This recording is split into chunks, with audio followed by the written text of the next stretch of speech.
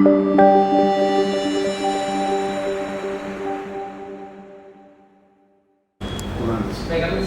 please. Yes, please. Good evening. Please sit. आप mask निकालो. Please introduce yourself.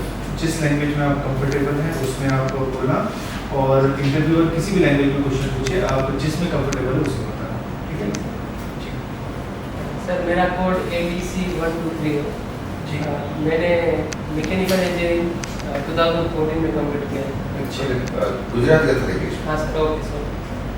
Sir મારો code ABC 123 છે. મેં મિકેનિકલ એન્જિનિયરિંગ 2014ની અંદર કમ્પ્લીટ કરેલું છે. ત્યારબાદ જીપીએસસી દ્વારા ડીવાયએસઓની એક્ઝામ ઉત્તીર્ણ થઈ. હાલ હું નાયબ સેક્શન અધિકારી તરીકે સચિવાલયના માર્ગ અને મકાન વિભાગમાં ફરજ બજાવું છું. જેમાં મારા બ્રાન્ચની કામગીરી 2 ગામના રસ્તાઓને જોડવાની છે, અને મારી હોબી વાઇલ્ડ લાઈફ એટલે લાયન, લેપર્ડ, વેલસા વગેરેનું રેસ્ક્યુ કરવું અને બર્ડ વોચિંગ છે. ठीक है. ओके. आपका मोटिवेशन क्या है ये सर्विस में आने के पीछे? સર મારું મોટિવેશન નાનપણથી જ સર, મારા ફાધર વન વિભાગના કર્મચારી હતા, એટલે મને નાનપણથી જ ખાખી પ્રત્યેનો એક શોખ હતો. અને ત્યારબાદ જ્યારે એન્જિનિયરિંગ હું કરતો હતો ત્યારે કેરિયર ઓપ્ટ કરવાનો જ્યારે ઓપ્શન આવ્યો ત્યારે મારા મગજમાં ક્લિયર હતું કે હું સિવિલ સર્વિસ તરફ આગળ વધીશ. आपने इंजीनियरिंग किया है, तो मेरे को आप इंजीनियरिंग और टेक्नोलॉजी के बीच में डिफरेंस बता सकते हैं? Sir engineering is a science that can be applicable, that is engineering. और टेक्नोलॉजी सर वो होता है कि use of engineering and science for the application purpose. आपने मैकेनिकल इंजीनियरिंग किया है, तो मेरे को आप बता सकते हो कि 8 बेसिक शेप कौन से होते हैं? 8 बेसिक शेप आपने इंजीनियरिंग ड्राइंग में पढ़ा होगा ना इसको, जी सर. तो कौन से होते हैं? चलो मैं एक हिंट देता हूँ. मुझे इस रूम का एलिवेशन और प्लान बनाना है, जी तो कौन से बेसिक शेप को मैं यूज करके बना रहा हूँ? Sir one that is triangle, square. Sir, I couldn't understand the purpose of your question. देखो, there are few basic shape which you can use and then make elevation plan. जो front view, side view होता है. Engineering drawing तो सब engineering drawing ला. तो उसमें कुछ basic वो होते हैं, शेप होते हैं, वो होता है आपको? सर हम खास करेंगे. ठीक है, चलो जान लो. सिंपल मशीन के बारे में पता है आपको? जी सर. क्या होता है सिंपल मशीन? સર કોઈ એક મિકેનિઝમ જેના દ્વારા આઉટપુટ ક્રિએટ કરી શકાય. ઉદાહરણ તરીકે ઝીલ, જે હોરિઝોન્ટલ એક એક્સિસની અંદર એક મિકેનિઝમ છે, તો એને પણ મશીન કહી શકાય છે. ठीक है. आपने मैकेनिकल इंजीनियरिंग में सब्जेक्ट्स पढ़े होंगे, कौन सा सब्जेक्ट आपका फेवरेट सब्जेक्ट था? સર મારો favourite subject IC engine, internal combustion engine. अच्छा, आईसी इंजीनियरिंग. ठीक है. उसके अंदर पहले हम लेडेड पेट्रोल यूज करते थे. જી સર. अब हम लेडेड पेट्रोल यूज नहीं करते थे, तो पेट्रोल के अंदर लेड डालने के पीछे पर्पस क्या होता था?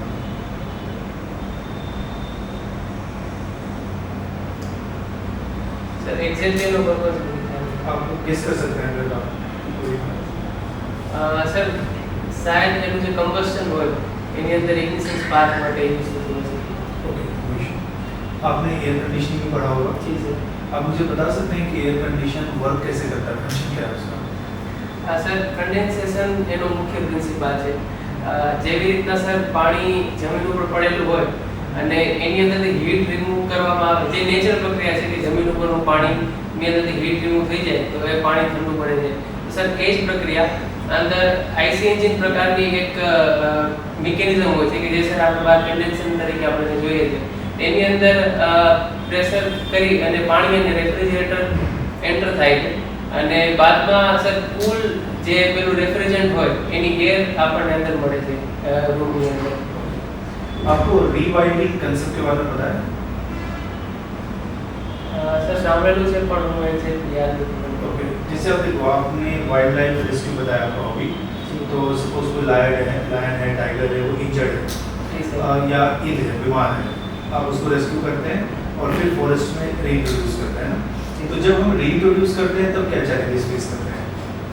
સર એમાં સૌથી મોટો ચેલેન્જ લોકેશનનો હોય છે. ઘણી વખત પ્રોપર લોકેશન ઉપર એનિમલને ઉતારવામાં ન આવે તો એમના મેમરી કે કોઈ પણના કારણે એ કોઈ પણ એક સ્થળે બેસી જાય છે અને બાદ લગભગ ત્યાં જ એની ડેથ થઈ જતી હોય છે. તો સર પ્રથમ ચેલેન્જ છે કે આપણે જે લોકેશનથી એમને પિકઅપ કરેલું હોય એ જ લોકેશન પર ઉતારવામાં આવે. અને બીજી સર એ વસ્તુ ખાસ જોવી જોઈએ કે એ સમયે જ્યારે આપણે એમને અનલોડ કરીએ છીએ ત્યારે એમના પ્રેડેટર કોઈ ન હોય. જેમ કે સર નાનું લેપર્ડનું કપ હોય તો એમને મોટા સિંહ મારી નાખતા હોય તો આપણે જોવું જોઈએ કે એ સમયે કોઈ બીજા એનિમલ્સ ન હોય. आपको पुलिस में इंटरेस्ट भी है, आपके पेरेंट भी पुलिस में थे, है ना? हाँ सर, मारा फादर फॉरेस्ट वन विभाग. अच्छा, फॉरेस्ट में थे. आपको पुलिस में इंटरेस्ट है या कलेक्टर में? सर कोई पण विभाग હોય કે જે જે વિભાગ જે अच्छा, છે मतलब कोई मतलब ऐसा नहीं है कि फिक्स पर्सन से. ओके, कोई તમે કેટલા વખતથી છો રિપ્રેઝેન્ટેશન ઓફિસર આરએમબીની અંદર? સર હું ફેબ્રુઆરી 2020 થી ફરજ બજાવું છું. અને ક્યારે ડિવાઇસ તરીકે ક્યારે સિલેક્ટ થયા? હા સર 2019 ની અંદર. 2019 ની સિલેક્ટ. અચ્છા, તમે જે વાઇલ્ડ લાઈફનો તમને શોખ છે એમ જી કીધું સર. તો આનું સાયન્ટિફિક નેમ શું છે આપણા એશિયાટિક લાયન? સર પેન્થરા પાર્ડસ. અને દીપડાનું? સોરી સર, પેન્થરા પાર્ડસ લેપર્ડનું નામ છે અને લાયનનું નામ છે પેન્થ્રાલિયો પર્સિકા છે, ઇન્ડિયન વેરિયન્ટ ઓફ લાયન છે. પેથ્રાલિયો. જી સર. હવે તમને ઓર્નિથોલોજીનો પણ શોખ છે? જી sir. What is ornithology? Sir study of birds. અચ્છા, તો એમાં તમે શું સ્ટડી કર્યું છે? સર મને નાનપણમાં પક્ષીઓ જોવાનો શોખ હતો એટલે એ હોબીને સર મેં એવી રીતના ડેવલપ કરી કે બર્ડના ફોટોગ્રાફી લેવાય, એમના નેસ્ટિંગ અને લગભગ 80 જેટલી સ્પીસીસને હું ઓળખી શકું છું અને એમનું જે બિહેવિયર હોય એની અંદર મને સ્ટડી કરવાનો ઘણો રુચિ છે સર. અને આપણે અહીંયા આગળ ગુજરાતની અંદર એક એન્ડેન્જર્ડ સ્પીસીસ છે બર્ડની. જી સર. સર એ સ્પીસીસ જીએબી છે, ગ્રેટ ઇન્ડિયન બસ્ટર્ડ, જેને ઘોરાડ પણ કહેવામાં આવે છે. યસ. અને સર હાલ રિસન્ટમાં સુપ્રીમ કોર્ટે એમના કન્ઝર્વેશન માટે સ્ટેપ લીધેલા છે કારણ કે જ્યારે જીઆઈબી હવામાં ઉડે છે ત્યારે ઇલેક્ટ્રિક પોલ સાથે અથડાઈ અને મરી જતા હોય છે. તો સુપ્રીમ કોર્ટે આજે વિસ્તારમાં હોટસ્પોટ વિસ્તારની અંદર એ કેબલ્સને અંડરગ્રાઉન્ડ નાખવા માટે સૂચનો કરેલા છે. અને વિન્ડમિલ થઈ એને પણ એને જી સર. એની હિસાબે પણ એને થાય છે. જી સર. Great Indian bastard. અચ્છા, આરએનબી ની અંદર જે તમે અત્યારે કામગીરી કર્યા છો, જી સર. તમારું ટેકનિકલ બેકગ્રાઉન્ડ છે, જી સર. મિકેનિકલ એન્જિનિયરનું ટેકનિકલ બેકગ્રાઉન્ડ છે અને તમારી કામગીરીમાં બે ગામોને જોડતા રસ્તાઓ શાખા છે એ, તો એમાં તમે અત્યારે ડિવાઇસ તરીકે શું યોગદાન આપી રહ્યા છો? શું આપી શકો પરિવર્તનમાં? એ તો શું કરવાનું તમારે? એટલે સર મિકેનિકલ એન્જિનિયરિંગનો કેવી રીતના? હા, તમારું એન્જિનિયરિંગ બેકગ્રાઉન્ડ છે, જી સર. એન્જિનિયરિંગ બેકગ્રાઉન્ડ તો ખરું ને? જી સર. સર અમારી કામગીરી જે ટેન્ડરને મંજૂર કરવાની છે કે રજૂ કરવાની છે તો એની અંદર સર ઘણી ટેકનિકલ બાબતો હોય તો એડમિનિસ્ટ્રેટિવ સ્ટાફને એ સમજવામાં મુશ્કેલ પડે એટલે સર દર વખતે અમારી સાથે ડેપ્યુટી એક્ઝિક્યુટિવ એન્જિનિયર હોય છે તો દર વખતે એમની સલાહ લેવાની થતી હોય. જ્યારે એન્જિનિયર તરીકે આપણે અમુક ટેકનિકલ બાબતોને સમજવામાં સક્ષમ હોઈએ તો દરેક વખતે ડી સાહેબની સલાહ લેવાય ઘણી વખત આપણે એને ટાળી શકીએ છીએ અને આપણા કામને ઝડપી બનાવી શકીએ છીએ સર. અને સર મિકેનિકલ ઇન્સ્ટ્રુમેન્ટ જેવા જેમ કે સર રોલર હોય, આ તે હોય તો એની પરચેસ અને પ્રોક્યોરમેન્ટ પોલિસી હોય તો એની અંદર પણ સર આપણે બેટર ઇનપુટ્સ આપી શકીએ. તમે એન્જિનિયરિંગ બેકગ્રાઉન્ડ છે તો તમને ખબર છે કેડબ્લ્યુડી મેન્યુઅલ જી સર. અંદર યંત્રો છે, યંત્રો અને ઓજારો, એ એનું આખું ચેપ્ટર છે. જી. વાંચ્યું છે કેડબ્લ્યુડી મેન્યુઅલ? ના સર વાંચેલું નથી.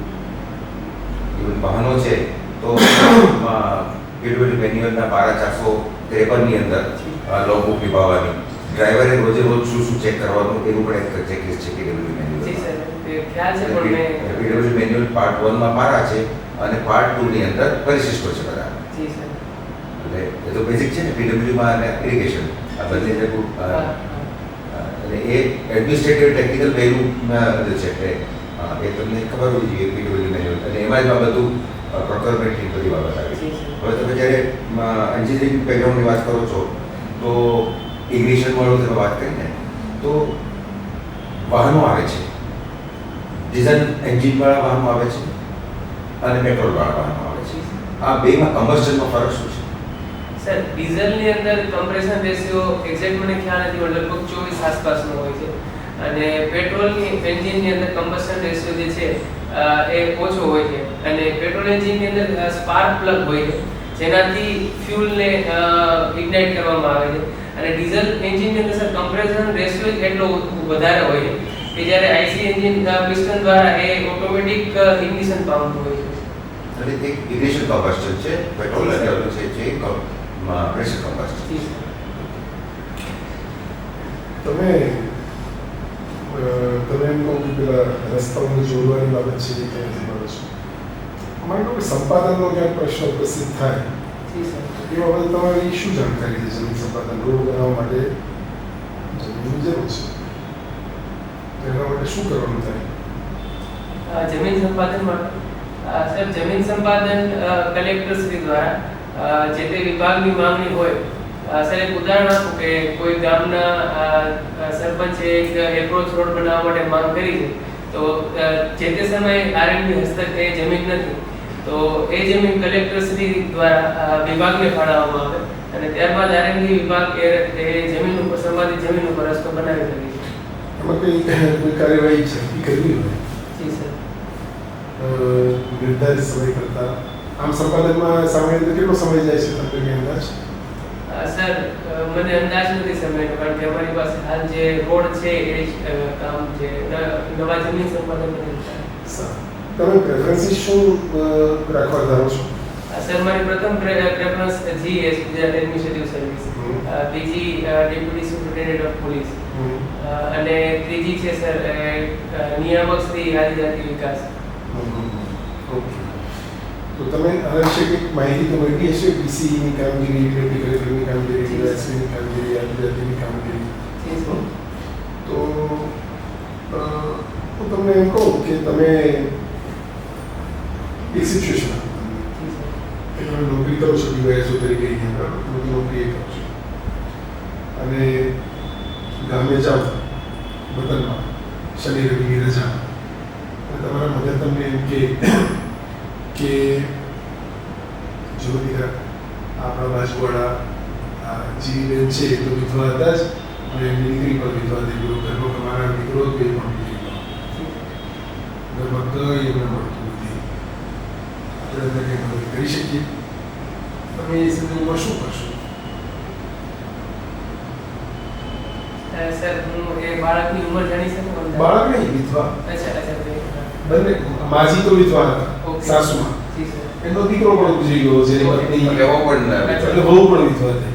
ઘરમાં તમારા કોઈ છે નહીં, જ્યાં દારૂ મજૂરી ક્યાંક મળે ખેતરમાં વળી જઈ આવે, બાકી તો ખાવાના ના એ બધી પરિસ્થિતિ છે. તો તમારા મદદને થાય છે કે આપણે કંઈક તમારી પોતાની એવી કઈ પરિસ્થિતિ નથી તો બહુ મદદ કરી શકો કાયમ માટે, તો એના માટે તમે શું કરશો?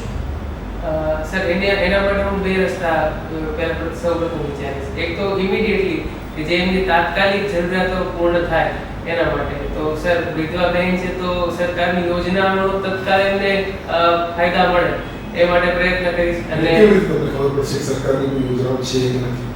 સર એ જેમ કે સર હું સચિવાલયની અંદર કામ કરું છું તો જે તે વિભાગની અંદર કન્સલ્ટ કરી અને હું જાણીશ કે કઈ કઈ યોજનાઓ વિધવા બહેનોને મળતી રહેલી છે. સીધા વિભાગમાં કન્સલ્ટ કરશો?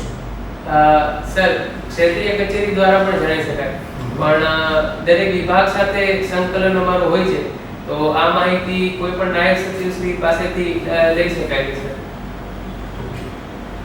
અને સર ત્યારબાદ હું મારું વ્યક્તિગત કોન્ટ્રીબ્યુશનની વાત કરું તો જે બેન છે કે જેમની પાસે એમનું આખું ફ્યુચર પડેલું છે તો એમને સર અમે જીપીએસસી એક્ઝામ પાસ કરીને અહીંયા સુધી પહોંચેલા છીએ તો એમને માર્ગદર્શન આપીશ કે હાલ પણ કોઈ જોબ કરી અને એમનું ગુજરાન ચલાવે અને સિક્યોર એમના ભવિષ્ય માટે આ પરીક્ષાની કેમ તૈયારી કરી શકે એમને માર્ગદર્શન આપીશ અને એમનું જીવન વ્યવસ્થિત બને એ માટે પ્રયત્ન કરીશ.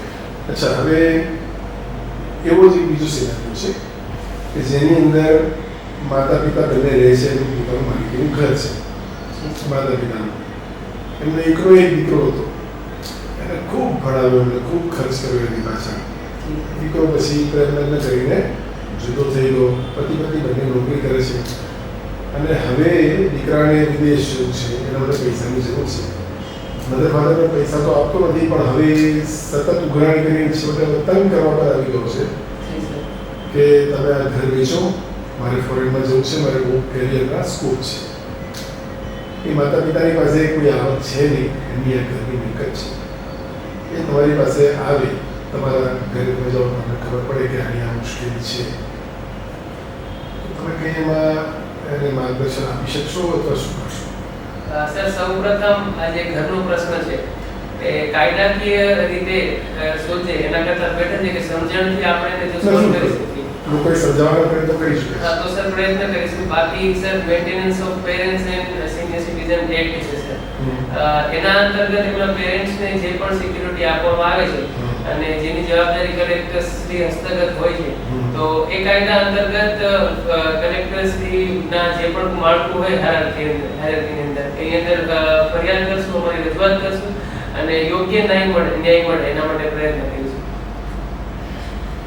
તમે કોઈ જગ્યાએ ડીવાયએસપી તરીકે છો અને તમને ખબર પડે કોઈ ગામમાં ભયાનક આમ હુલ્લડ ભાગી નીકળ્યું છે અથવા રેપિંગ થઈ ગયું છે, ને મતલબ કે 5-7 હજાર માણસો થોડું હિંસક બનીને ઊભું રહ્યું છે ત્યાં આગળ, ને મતલબ અફરાતફરી મચી છે.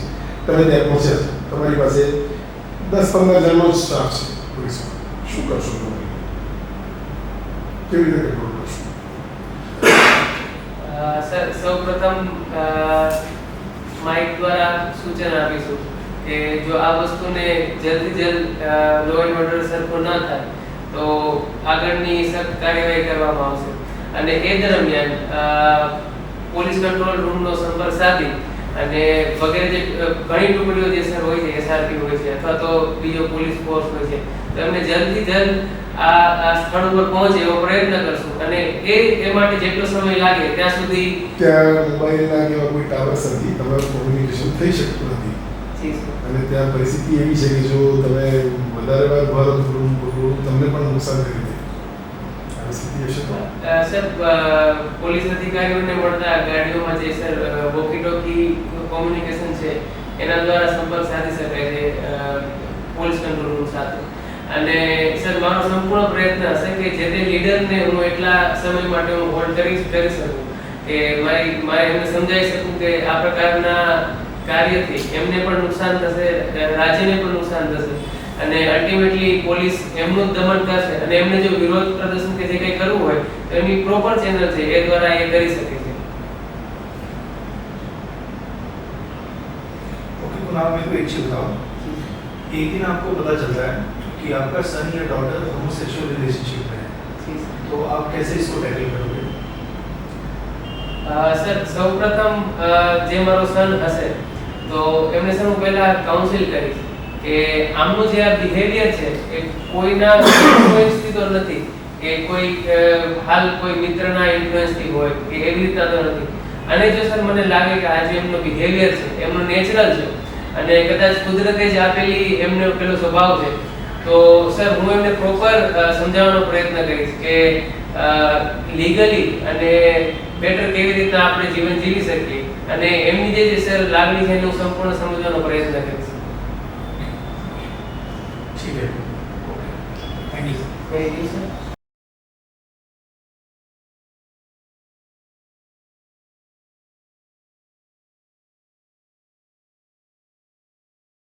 हाँ, कैसा लगा आपको आपका इंटरव्यू? सर, आज थोड़ा कंफ्यूज था क्योंकि इतना प्रिपरेशन हो नहीं पाया है अभी, थोड़ा जो तो अभी स्टार्ट करूँगा सर. ठीक है, चलो, है ना।